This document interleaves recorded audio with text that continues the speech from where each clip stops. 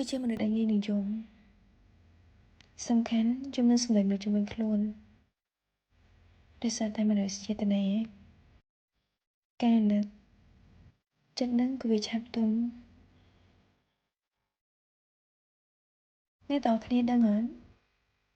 ធ្វើម៉េចបានយើងអាចឲ្យផ្លូវចិត្តរីករាយបាននៅ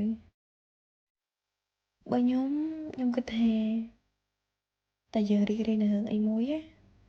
រឿងទាំងអស់ហ្នឹងក៏នឹងទុកដល់យើងដែរ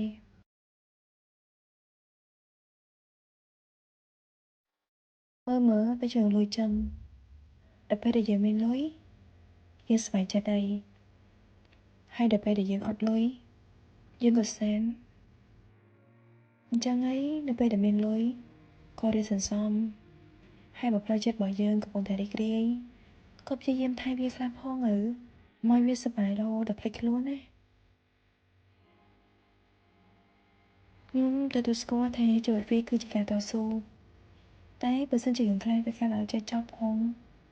ណាគេទៅមានកន្លែងចាំដោះស្រាយវាខ្វល់ពីវាពេកលំបាកតែខ្លួនឯងហ្នឹងហើយអ្នកទាំងអស់គ្នាមិនដឹងអត់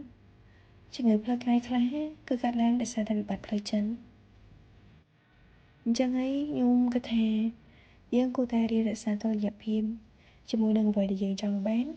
និងរឿងដែលយើងអាចធ្វើបាន